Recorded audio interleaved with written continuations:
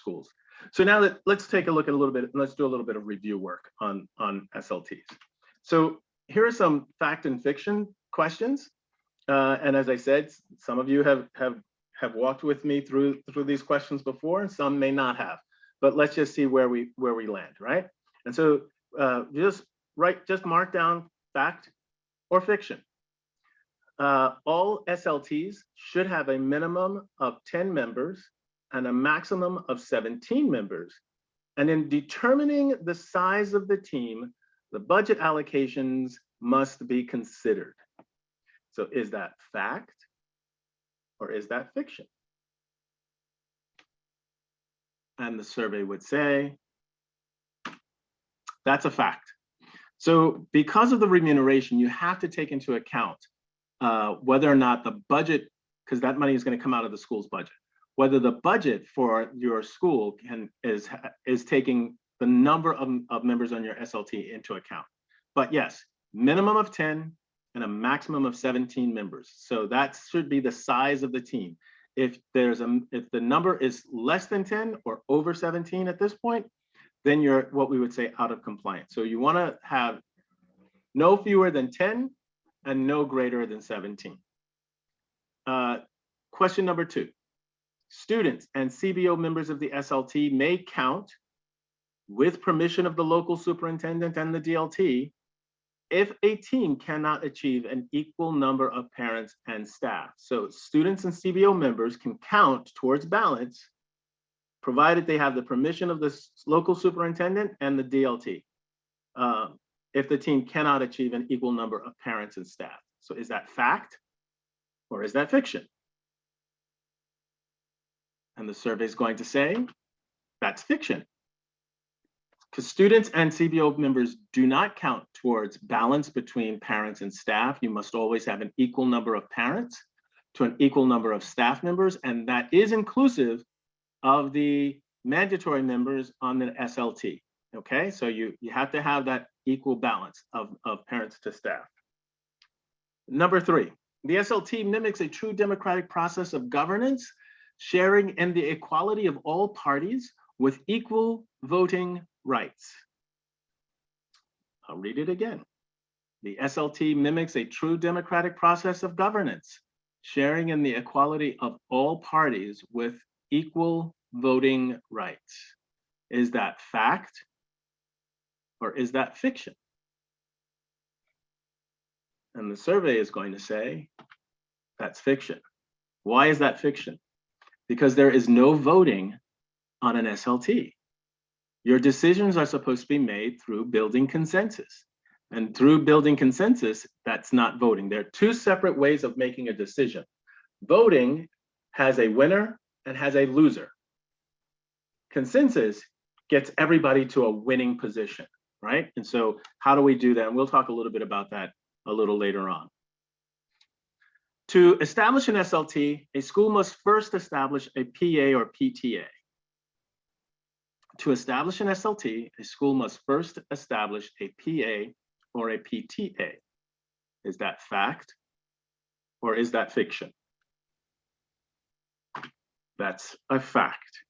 So in order to have an SLT, you must have an established PA or PTA. Why? Because one of the mandatory members of the SLT is the PA or PTA president. So that must be in place before you can establish and set your SLT in place. In other words, if your school has not elected its PA or PTA and put that leadership in place, then you really can't move forward with your SLT, right?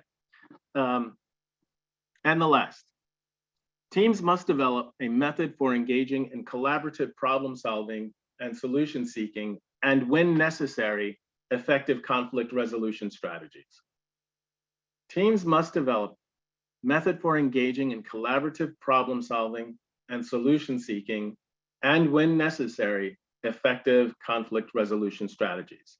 Is that fact or is that fiction? And the answer to that, that's a fact. So why are these things so important and where do they lead us to? They lead us to really, how do we work and function as a team and some of the elements that have to be present in order to do that. So as we move through our review, let's look at where all this comes from. So the SLT, or shared decision-making practices, come out of these 4 elements.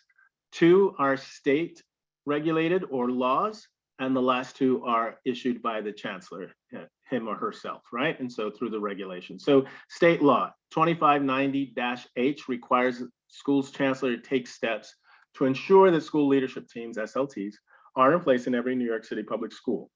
What we're really saying is that the chancellor has to take steps to ensure that there is a group of folks that are going to engage in this collaborative shared decision-making process to develop the education plan. And so that is housed in state law. The next will be the state education commissioners regulation, very similar to our chancellor's regulation. This one is 100.11. And this establishes the requirement that all school districts create a plan for school-based planning and shared decision-making. That's the mechanism that brings parents, teachers, administrators together in one place to do this work.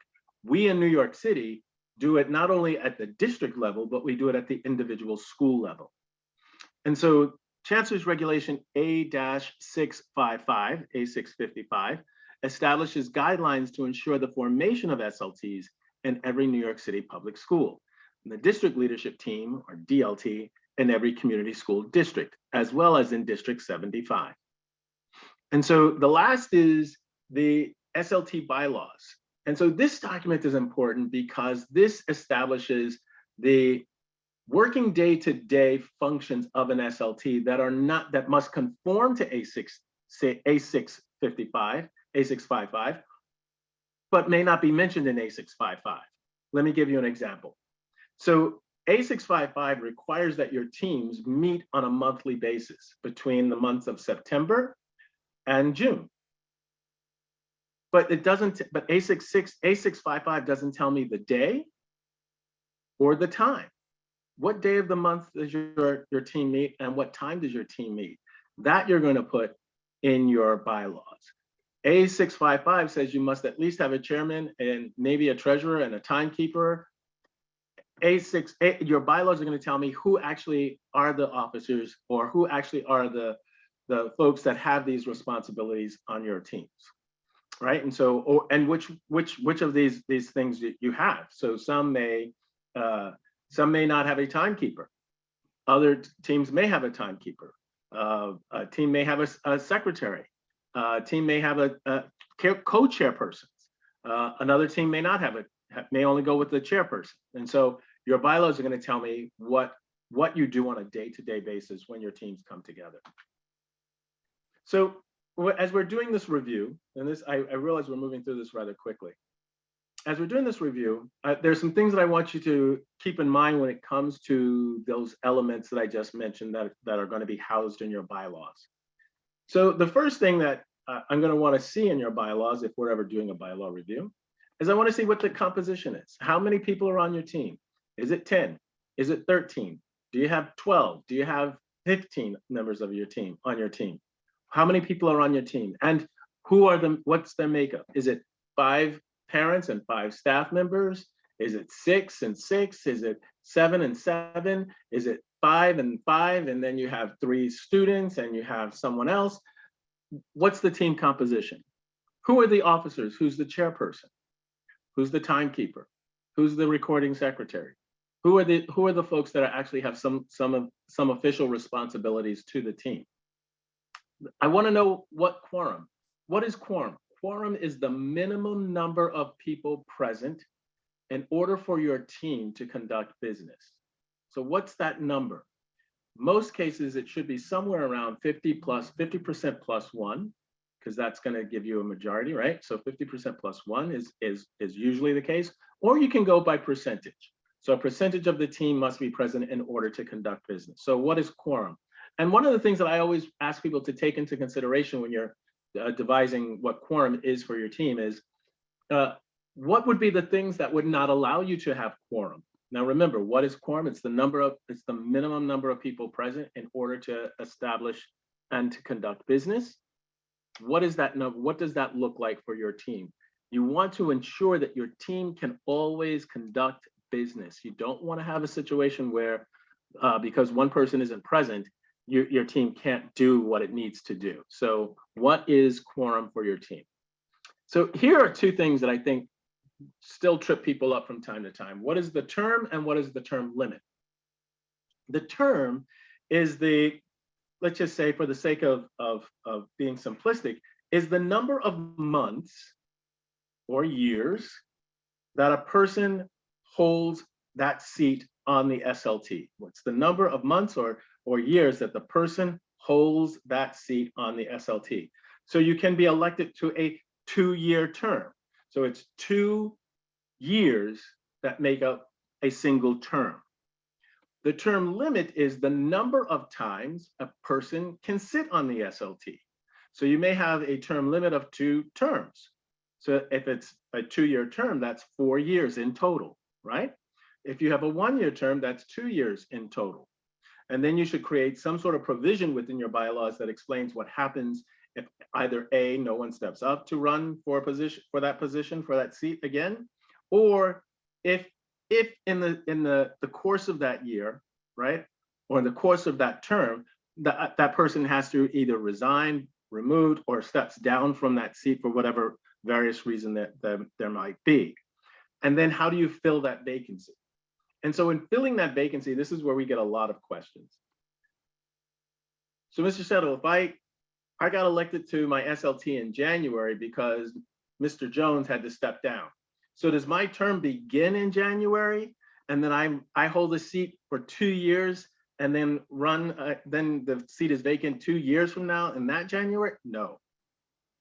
If you are finishing out, if you're filling a vacancy of someone's term, you complete their term. And so you will ride that term out to that term's end. So Mr. Jones had done 1.5 years on his term, and then his company moved him to another state. So he had to leave our school, he left our SLT. I am elected to fill that vacancy. I'm not starting a brand new term, I'm finishing his term. So at come June, the term ends. I can run at that point for my own term, or I can step down and then go on about my business. So when you're filling a vacancy mid-year, that is not the start of a new term. That is the completion of a term that has not finished yet. So the President of the United States steps down from being the president, the vice president assumes the office and finishes out that president's term. At the end of his term, at the end of that 4-year period, he's free to run on his own, or he's free not to run. So the term and the term limits and filling vacancies, that's what that means. What is the order of business? So the order of business is the run of show, if you will, for your meetings, your individual meetings. And when do you meet? How often do you meet? And what is the process for members to be remunerated, to receive or work towards the $300 stipend? What is that process? When that paperwork is due, who receives that paperwork? What must accompany that paperwork? All of those things should be housed in that section of your bylaws.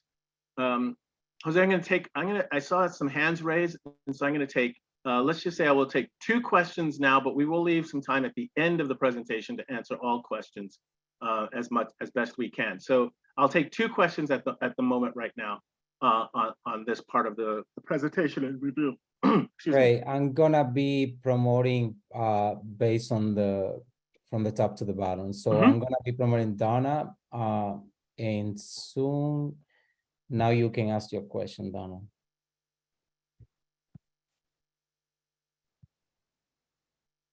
Hi, Donna. Do you have a question? Let me see. You should be able to unmute yourself and you can ask the question. Yes, now Donna.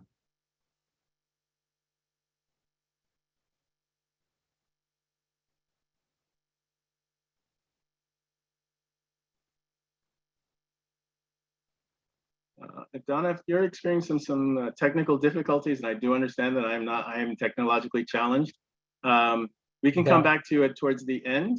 Jose, do we want to just? Yes, I'm gonna leave you there, Donna. You still can unmute yourself. I'm asking you to unmute, but I'm gonna add me another person here. Norma, give me just 1 second. It just take a little bit a second to be there.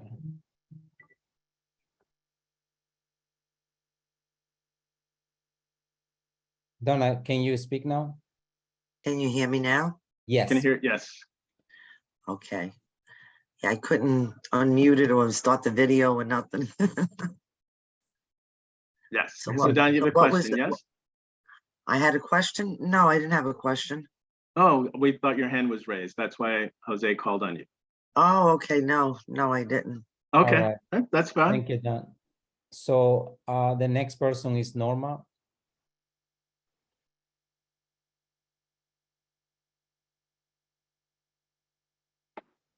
Norma Martinez.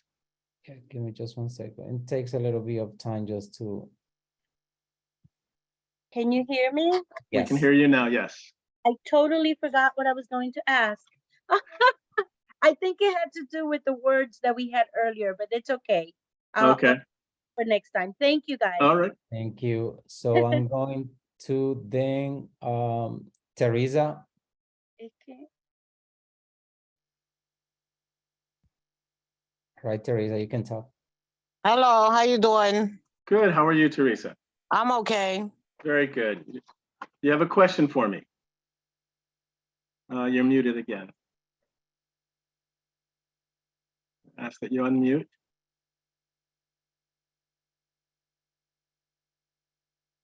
Teresa, you can speak now. Yes, no, I didn't have a question. Okay. So Okay. we see hands that are raised, so that's why Yes. Jose Oh, is I don't calling know. on I don't you. know. That's I don't know okay. why it was raised. That's Oh, fine. okay. That's fine. So what we're going to do is we're going to move on. If you have a question, jot the question down, and we'll call on you at the end of the presentation. But we're going to move on because I do want to be respectful of people's time. So let's talk a little bit about the work that we lead, because you are leaders in your schools. And so as members of the leadership team, let's talk a little bit about the work that you do. So what is a leadership team? A leadership team is a group of people who develop educational policies for their school. They also make sure that there are resources to support those policies. So if you're implementing this plan, we also want you to attach the resources in order to make these plans happen. Excuse me. We want you to do that. And so that's why we ask you to look at budgets. That's why we want you to looking at numbers to make sure that you have the resources to do what you say you want to do. So let's look a little bit about that. So to provide an ongoing evaluation of the school's educational programs and their impact on student achievement. So as a collective group of people coming from different points of view from within this school community, you're looking at whether or not your ultimate goal is being met. Are we actually providing this solid education and working towards every student, working towards every student's best to happen? Are we providing that opportunity where a student can thrive, not just survive, right? And so provide the ongoing evaluation. So you're looking at the data, you're creating your hypotheses, you're figuring out what needs to happen, and then you're trying to make that happen. You play an important role in the school-based decision-making. So I want you to think this through. You're being asked, right, to create an educational plan that is organic for your school, not imposed by the DOE, but organic. So there are those things, there are benchmarks that have to be met, that we can't get around that. There are benchmarks that are established by the state, we can't get past that. There are benchmarks that are created by the city, we can't get past that. There are benchmarks that are created by the federal government, we can't get past that. But how we meet those benchmarks, we can create that plan, right? So we can figure out for our kids in this community, in this school, this is going to be the best route. I can't tell you what that route is going to be, right? I'm looking for you to tell me what that route is going to be. What is this plan going to do for our kids? And so we're going to look at it, we're going to evaluate it, we're going to analyze the data, and we're going to figure this thing out together. Why? Because it's not about me, the adult. It's about my students. It's about our kids. That's what it's about, right? And it's to help make school cultures more collaborative, right? More collaborative. So in this case, more chefs in the kitchen do actually make the better meal, right? In this case, I'm not gonna say for every case, but in this one, that is going to be the recipe for success. And so let's look at what that makeup needs to be in terms of who is sitting on this SLT. Who are the people who are coming up with this plan? So we talk of 3 mandatory members: the principal of the school, the parent association or parent teacher association president, the UFT chapter leader. And we also want you to include, if you're a Title I school, that the Title I PAC chairperson is also sitting at the table. Now, we have been working on a revision of A655. We're still working on it. There are a lot of hands in this document that we have to consider, a lot of points of view. But one of the proposed revisions that we all seem to have landed on and agree with is that the Title I PAC chair of your school is a member of your SLT. And so include that in your bylaws when you're looking at the composition, is that Title I PAC chairperson is there, right? And so who are the other members of the SLT? So when we talk about balance between parents and staff, they are elected parents and elected staff members, and they are elected by their own constituent groups. So parents are elected by parents at a PA or PTA election. After the election of those executive board members, you move into the election of your SLT parent members. The UFT and DC 37 and whatever other contractual player that's in your building, what other unions are in your building, they would vote on their members who are going to be represented on the SLT. But the most important thing amongst these groups of people is that there is an equal number of parents to an equal number of staff members. And what we do include the principal, the PA president, the chapter leader, and the PAC chair as part of that number, right? In part in developing that balance. SLTs at the moment should have a minimum number of 10 members and a maximum number of 17. The exact number of members on an SLT should be stated in your team's bylaws. Regardless of the total number, the SLT, again, must have an equal number of parents and staff. SLTs can include students. A minimum of 2 students is required at the high school level. At the middle school level, you can have students, and even at the elementary school level, you can have students who are somehow give input into the development of that CEP. And again, the exact compositions of the school's SLT should be clearly spelled out in your bylaws. And so what is the SLT responsible for?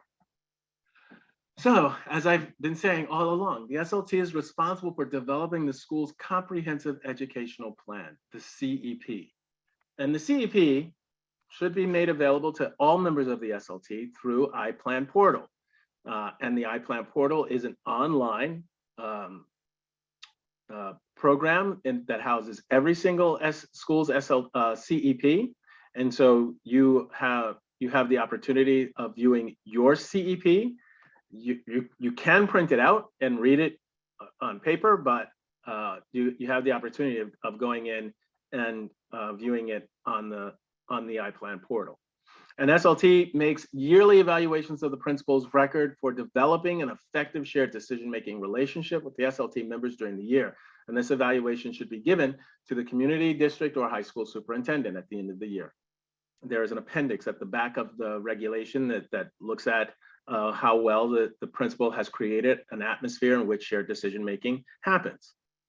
And the last responsibility is or something the SLT is not responsible for. The SLT is not responsible for hiring or firing of school staff, but as per Chancellor's Regulation C30, it's a separate regulation. That's what we call the C30.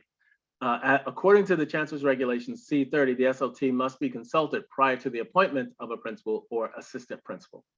And so though you're not responsible for the hiring or the firing, you are to be consulted when it comes to the hiring of these 2 staff members, and you do that in consultation with your superintendent, with your school's superintendent. Let me also say this, because there does seem to be some confusion, and I've consulted with our legal office many, many occasions on this. C30s are not remunable. So, and why are they not remunable? Because it's a separate process from A655. So the two are separate and distinct, even though SLT members are generally asked to be consulted in this process. It's a governance of a different regulation that does not have a remuneration policy. So I just wanted to be very clear about that. So after you've done all of this work and you've put together this plan, or you've made some changes to the plan, what do you do? Is your work done? Are you just sitting and meeting those next few months doing nothing? No, not at all. You should be engaged in what we call progress monitoring. And what is progress monitoring? Progress monitoring is a term that we use mostly with students, and it's used to assess students' academic performance, quantify their rates of improvement or progress towards goals, and determine how they are responding to instruction.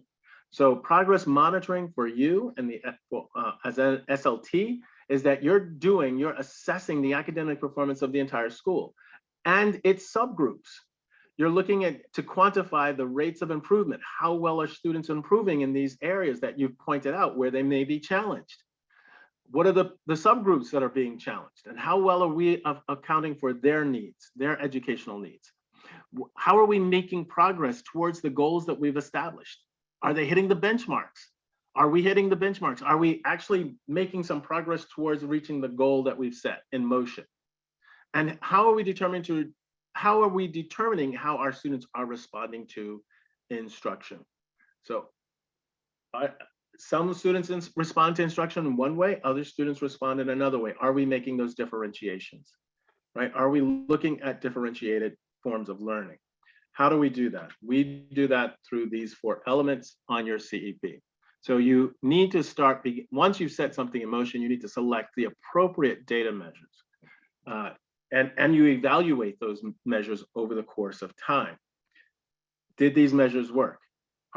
Is the data showing us that we are making improvement towards our goal, or are we stagnant? We've made no improvement, or are we moving backwards, right? Determine targets for each subgroup and check regularly. So did students whose native language is not English, how well are we moving those students along? How are they progressing in this according to this educational plan? And we check for progress and trends at the end of each progress period. Are we on an upward trend or are we on a downward trend? Are we seeing what we want to see? Is that moving our students forward, or are students staying where they are? Have they plateaued? What must we do different? Then the last is analyze that data and self-rate to monitor the progress. What are we talking about here? This is really simple. We talk about the CEP as a living document. It's not etched in stone. Let me just say that again. The CEP is a living document. It's not etched in stone. It can be changed. If you're not hitting the benchmarks the way you thought you should by a certain period of time, you can change what those benchmarks should be. You can change the course of action. You can change and make this document a better document that is actually speaking to the needs of the students of your school, right? These are all the things that I just said, right? What are the goals that you're trying to accomplish? How do you know if your school is on track to meeting its goals? What data sources are you using to analyze the effectiveness of your educational plan? And how much time is required to make the necessary adjustments to your plan? You can course correct and ensure that students are making progress. So it's not a stagnant, etched in stone document. It's not a one and done. It's an ongoing process. And so you should constantly, in your meetings, review the data that's in front of you and see, are you measuring up to what you said was going to be the benchmarks and goals that you would meet? Here are some things that you can look at in your progress monitoring, right? So let's get this up a little higher. So here are some required areas of concentration and areas that you want to look for progress. The graduation rate. This is going to be big for middle school and high school students, more high school students, right? So you're looking at such things as the January regents, the mock regents, the scholarship reports, graduation portfolios. What is the progress of students towards graduation, the PTG? District 75, high school's graduation, post-secondary planning. You're looking at your STARS post-secondary tracker. What are the career plans? What's transitioning? Planning meetings. What is the IEP transition summary report? What are these things telling you about the students of your schools? Look at college and career and civic readiness. Where are your students going on to at this point? Course pass rates, report cards, scholarships. All of these things will tell you are indicators of whether or not the educational plan for your school is actually working, right? And so mock ELA regions, unit assessments, course pass rates, all of these things, all of these things that you can have at your fingertips to tell you whether or not your students are actually, whether your plan is actually working on behalf of your students. Let me put it that way. Whether your educational plan is working on behalf of students, right?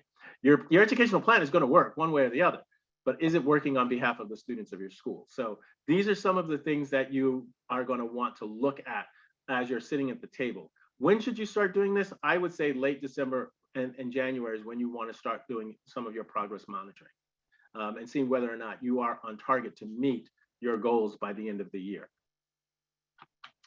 So progress monitoring, let's look at this. All SLTs should be engaged in some form of monitoring the progress of students and the effectiveness of the CEP. You want to use appropriate qualitative and quantitative measures and targets. You want to establish baseline data. So you establish a baseline data and you want all of your students to be above that baseline. Where are students above that baseline that you're setting? Establish a realistic time and be willing to reset if and when necessary, right? You want to be willing to reset when and if necessary. End of the year, assess year-long progress. So if your goals are not being met, you should review the implementation of your plan and determine why the plan is not making the progress that you thought it would make. This is why we say this is a living document, because you can course correct and you can do it in a timely manner that's actually going to be a benefit to your students. Have we addressed the needs of our target populations? Of what are the barriers?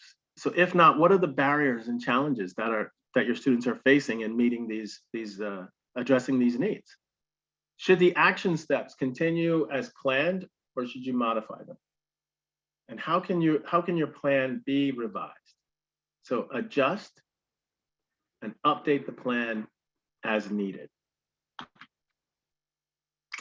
So I'm going to go back to where we started, right? Because our students being the best that they can be should be the destiny that we're looking at. So we talked a little bit about core values. We talked a little about the role and responsibilities. We talked about what you should focus on in building out your CEP. So your beliefs, if you believe in what you're doing and what you're doing on behalf of your students, that should become your thoughts. And so your thoughts should be focused on that. Your thoughts become your words. So you're going to speak all of this, you're going to speak this plan into existence by implementing it, by focusing in on it. So your thoughts become your words. Your words become your actions. So everything that you're doing in your school is in service to this plan that you have created and its implementation for the betterment of students, so that students are not surviving, that they are actually thriving. Your actions become your habits. This becomes the habit, the culture of your school. Your habits become your values, and your values become your destiny. So with that, I'm going to take a break. And if you have any questions, we will take those questions now. I'll be glad to answer as many of those questions as I possibly